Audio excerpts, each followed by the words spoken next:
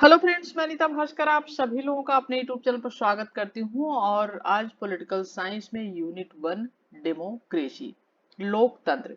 ठीक है, तो हमारा 6 चैप्टर था यूनिट 1 में लोकतंत्र डेमोक्रेसी। और हमने इसमें लोकतंत्र की परिभाषा, दार्शनिक आधार, लोकतंत्र के प्रकार आदि सारी चीजें पिछली वीडियो में कंप्लीट कर लिया था।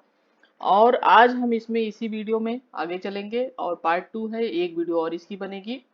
और आज हम इसमें पढ़ेंगे नव बहुलवाद, मैकफर्सन के लोकतंत्र के मॉडल, लोकतंत्र के जो जितने भी मॉडल है वो सब पढ़ेंगे, और पूंजीवाद का खंडन आदि। और एक वीडियो अभी इसकी और होगी, ये पार्ट 2 है।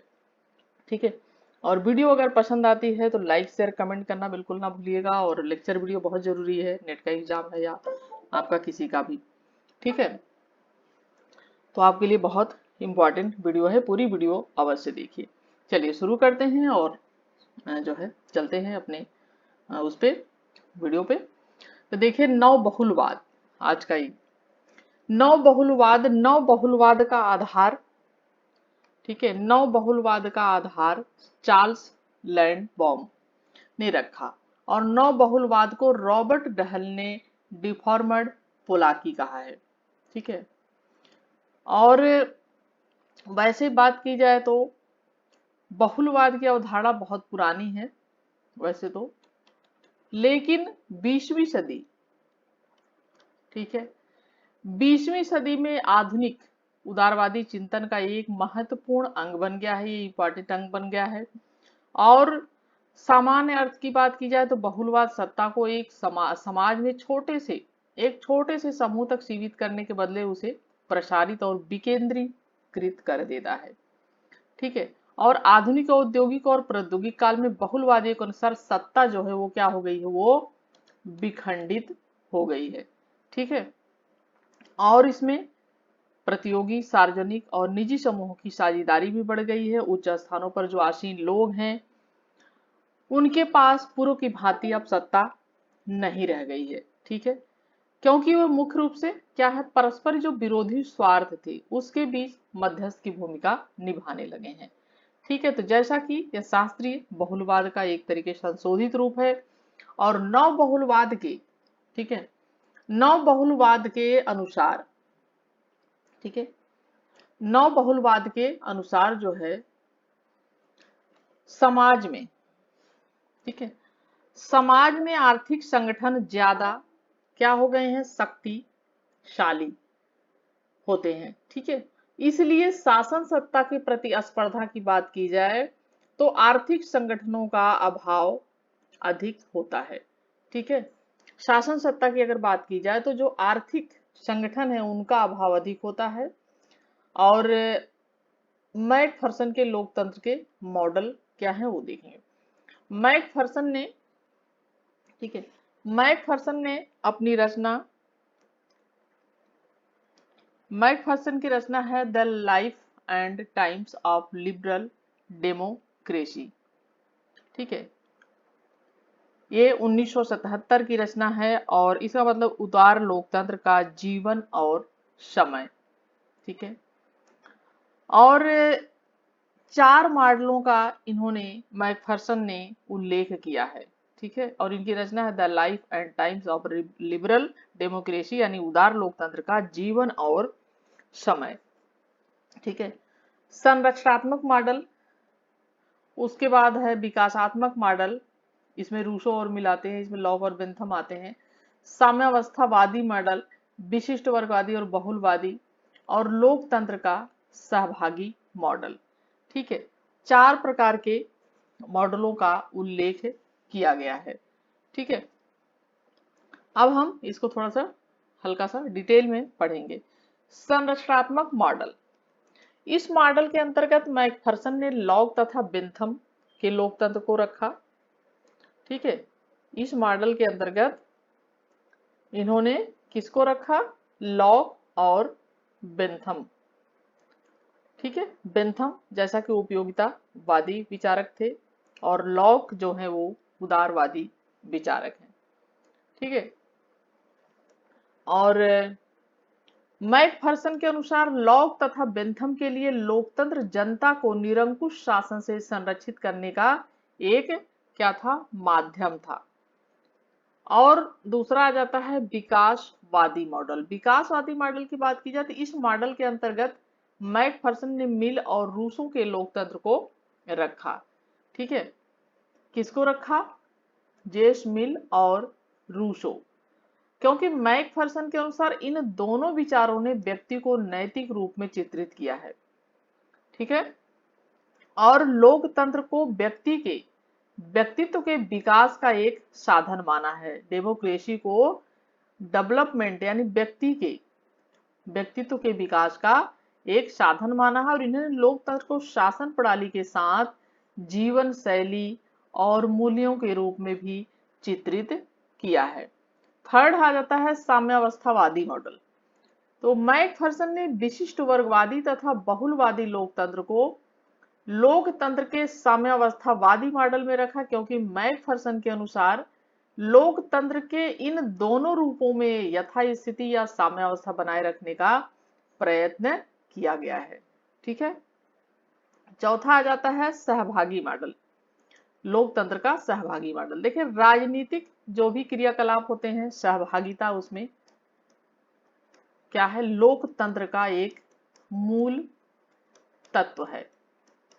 ठीक है, खास करके लेकिन पूंजीवादी लोकतंत्र में प्राय चुनाव जो है वो क्या होते हैं, उस तक सीमित रहते हैं, मतदान तक ही। और लोकतंत्र की सहभागिता सिद्धांत एक तरीके से ये एक आदर्श भी माना जाता है और आवश्यकता भी। और इस सिद्धांत के प्रमुख प्रस्तावकों में से 1960 के दशक में कैरोल पर्लमैन, सीवी मैकफर्सन और एन पॉलिंस जॉस और वामपंथी विचारक भी रहे हैं।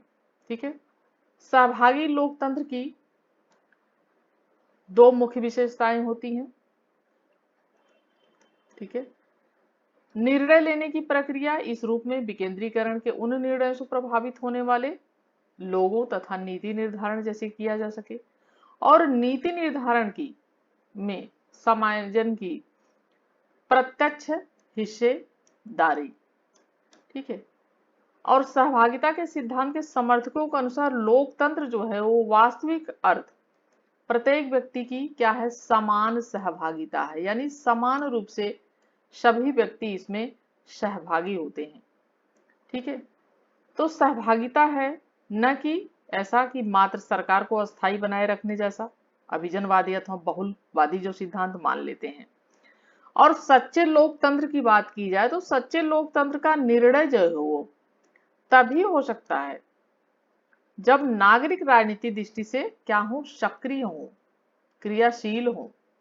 ठीक है, एक्टिव हो, और ठीक है सामूहिक जो समस्याएं हैं उस पे निरंतर क्या लेते हो, अपना इंटरेस्ट लेते हो, रुचि लेते हो। ऐसा नहीं कुछ भी हो रहा है, कुछ भी कोई कर रहा हो, हमें कोई मतलब नहीं, सरकार क्या कर रही है कोई मतलब नहीं। तो ये सारी चीजें क्या है, जरूरी, ताकि जो समाज है वह राजनीतिक दलों में और जो राजनीतिक दल हैं उनमें खुलापन भी आए और वो अपने दायित्वों की पूर्ति भी कर सके। क्योंकि अगर आप बोलेंगे भी नहीं, कोई सक्रियता ही नहीं रहेगी, तो फिर जो मनमर्जी वो सरकार करेगी। ठीक है, तो लोकतंत्र से क्या है, सरकार पर भी जरूर पहरा हो जाता है और हमें पूछने का भी, जानने का भी सब कुछ अधिकार है। तो लोकतंत्र के सहभागी मॉडल का आदर्श रूसों के विचारों में भी पाया जाता है। सहभागी लोकतंत्र के सिद्धांत के अंतर्गत नागरिकों की राजनीतिक व्यवस्था में सक्रिय सहभागिता का समर्थन किया जाता है। सहभागिता का मतलब केवल मतदान करना नहीं है, बल्कि सहभागिता सामाजिक आंदोलनों के द्वारा भी होनी चाहिए। ठीक है, और सहभागी सिद्धांतकारों ने पुनः लोकतंत्र को आदर्श मूल्य के रूप में पुनर्जीवित करने का प्रयास किया है, और उनके अनुसार लोकतंत्र व्यक्ति के व्यक्तित्व के विकास के लिए आवश्यक है। इन्होंने प्रत्यक्ष लोकतंत्र को क्या माना है, आदर्श माना है। ठीक है, परंतु व्यवहारिक रूप में कठिनाइयों के कारण प्रतिनिधि मूलक संस्थाओं को स्वीकार किया गया। प्रतिनिधि मूलक संस्थाओं को ज्यादा लोकतांत्रिक बनाने के लिए इन लोगों ने प्रत्यक्ष लोकतंत्र के साधनों को लागू करने का इन्होंने क्या किया है, समर्थन किया है। सहभागी सिद्धांतकार जो हैं उनके अनुसार लोकतांत्रिक प्रणाली में दल भी जो है वो भी लोकतांत्रिक होनी चाहिए, जिसे सामान्यतः आंतरिक लोकतंत्र भी कहा जाता है। फिर आ जाता है पूंजीवाद का खंडन। देखिए, लोकतंत्र का जो व्यापक अर्थ है सामाजिक एवं आर्थिक रूप में लोकतंत्र लागू करना है, केवल राजनीतिक रूप में नहीं। यानी सामाजिक रूप में भी और आर्थिक रूप में भी लोकतंत्र लागू करना है, सिर्फ राजनीतिक लोकतंत्र के रूप में नहीं। देखिए, आर्थिक संगठनों द्वारा संरचना का लोकतंत्रीकरण आवश्यक है और निकोस पोलेजा की मान्यता है कि व्यवहारिक रूप में औद्योगिक लोकतंत्र की संज्ञा भी दी जाती है। ठीक है। कैरोल पेटमैन के अनुसार लोकतंत्र का आशय केवल निर्वाचित सरकार ही नहीं है, यानी जो सरकार हमने निर्वाचित कर दी है, जिसका हमने चयन किया है, लोकतंत्र का मतलब सिर्फ यही नहीं है, अपितु लोकतंत्र सामाजिक एवं पारिवारिक क्षेत्रों का भी लोकतंत्रीय करण है। उनके अनुसार लोकतांत्रिक व्यवस्था में नौकरशाही की शक्तियां सीमित होनी चाहिए, कम कर दी जानी चाहिए और नौकरशाही को पारदर्शी एवं उत्तरदायी बनाने पर बल दिया जाना चाहिए। ठीक है। और इन्होंने नौकरशाही को पारदर्शी और अनुक्रियाशील बनाने पर भी इन्होंने बल दिया। ठीक है। अब हम देखते हैं मैकफर्सन की रचनाएं कौन कौन सी हैं। ठीक है। मैकफर्सन की रचनाएं देखेंगे तो हम देखिए, ठीक है, मैकफर्सन की रचनाएं में the life and times of liberal democracy 1977, यानी हमने अभी उसमें भी बात की थी, ये इनकी रचना है। किसकी रचना है ये? मैकफर्सन की। ठीक है। 1977 की उदार लोकतंत्र का जीवन और समय। ठीक है। उदार लोकतंत्र का जीवन और समय। ठीक है। और दूसरा है the real word of democracy 1992। ठीक है। The real world of democracy 1992, यानी लोकतंत्र की असली दुनिया। ठीक है। फिर उसके बाद है द पॉलिटिकल थ्योरी। ठीक है। The political theory of possessive individual Hobbes to Locke, ये है 1962। ठीक है। यानी अधिकारवाद, व्यक्तिवाद का सिद्धांत। ठीक है। हबस को लॉक करने के लिए। ठीक है। ये आ जाता है, ये मैकफर्सन की महत्वपूर्ण जो है 2-3 ये रचनाएं हैं। लोकतंत्र का साम्यवादी मान्यता।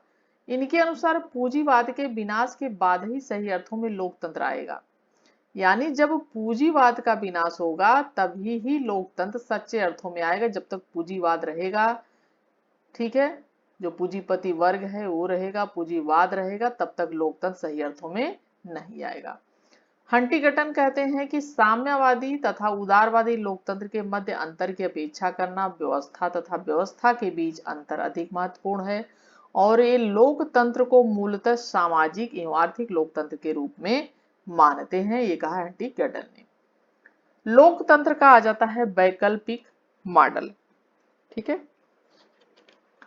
लोकतंत्र का वैकल्पिक मॉडल, इसमें आ जाता है परिचर्चात्मक लोकतंत्र। देखिए, वोट केंद्रित लोकतंत्र की कमियों को दूर करने का प्रयत्न किया गया। ठीक है। और परिचर्चात्मक लोकतंत्र के मध्य मुख्य प्रतिपादक कौन है? वो हैबर मास है। हैबर मास की रचना है, ठीक है, the theory of communicative action 1981। ठीक है। यानी संचारी क्रिया का सिद्धांत, इसका मतलब संचारी क्रिया का सिद्धांत। ठीक है।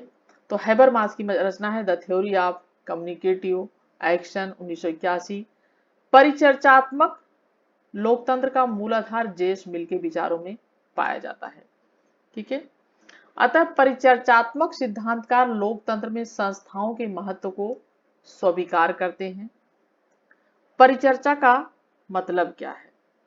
परिचर्चा करने वाला व्यक्ति तार्किक एवं नैतिक होता है, क्योंकि जो चर्चा करेगा, बात करेगा, विवाद करेगा, वह क्या होता है? तर्क को समझता है, ठीक है, तार्किक होता है। और परिचर्चा का मूल उद्देश्य सामुदायिक भलाई होती है, न कि निजी स्वार्थ। यानी जो परिचर्चा करता है तो लोगों के लिए, समुदाय के लिए, सिर्फ निजी या अपने के लिए नहीं। परिचर्चा का स्थान क्या है? परिचर्चा का स्थान सिद्धांतकारों के अनुसार परिचर्चा के लिए सार्वजनिक क्षेत्र होनी चाहिए, ठीक है। सार्वजनिक क्षेत्र होना क्या है? आवश्यक है परिचर्चा के लिए। परिचर्चा में सत्य अंतर्निहित होना, यानी परिचर्चा करते हैं तो उसमें सत्य अंतर्निहित होता है। सत्य पर किसी एक का अधिकार नहीं है, क्योंकि परिचर्चा कई लोग मिलकर करते हैं, ठीक है, लोगों के द्वारा होती है। और आम रूप से इसमें सहमति जो भी होती है किसी चीज पे, वो सहमति आम रूप से ली जाती है, लोगों की राय में जो सहमति आती है, बहुमत से नहीं, यानी कि सिर्फ बहुमत ही हो। इनके अनुसार निर्णय आम सहमति से लिए जाते हैं, बहुमत से नहीं। और इसमें प्रत्येक व्यक्ति के मत का महत्व भी होता है, ठीक है। लोकतंत्र का अमूलवादी मॉडल। माइकल फुकोट ने इस मॉडल को एगोनिस्टिक मॉडल कहा है। अमूलवादी मॉडल के अनुसार राजनीति में सहमति की बजाय क्या होता है? संघर्ष होता है। यानी राजनीति में सहमति नहीं होती है, इसमें संघर्ष अधिक होता है, ठीक है। ये सामान्य जो हित हैं उनकी बजाय ये किस पर बल देते हैं? विभेद पर बल देते हैं। और सुधार के स्थान पर ये विरोध को, सुधार के अनुसार स्थान पर ये विरोध को मुख्य मानते हैं, ठीक है। ये बहुलवाद के पूर्ण समर्थक होते हैं।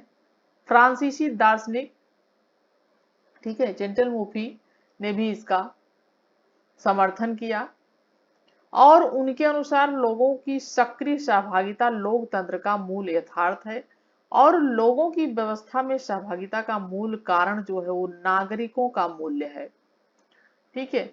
विलियम कॉलोनी ने उत्तर आधुनिक लोकतंत्र को बहुलवादी नैतिकता कहा है। क्या कहा इन्होंने? बहुलवादी नैतिकता कहा उत्तर आधुनिक लोकतंत्र को, ठीक है। और ये वीडियो हमारी यहीं पे समाप्त होती है। नेक्स्ट वीडियो में थोड़ा सा और बचा है तो थोड़ा सा और करा दूंगी, और क्वेश्चन आंसर की वीडियो में ज्यादा कराऊंगी, लेक्चर वीडियो कम कराऊंगी, क्योंकि इसमें बहुत टाइम लग जाता है। और क्वेश्चन ज्यादा से ज्यादा कवर कराने की कोशिश करती हूँ मैं। क्वेश्चन अधिक कराऊंगी और प्रैक्टिस सेट कराऊंगी। और बाकी आप बुक्स आदि ले लें और जरूर खुद स्टडी करते रहें, ठीक है। चलिए नेक्स्ट वीडियो मिलती हूँ आप सभी से। और वीडियो पसंद आई हो तो लाइक शेयर कमेंट करिएगा, चैनल पे नए हो तो सब्सक्राइब कर लीजिएगा। Thank you for watching video.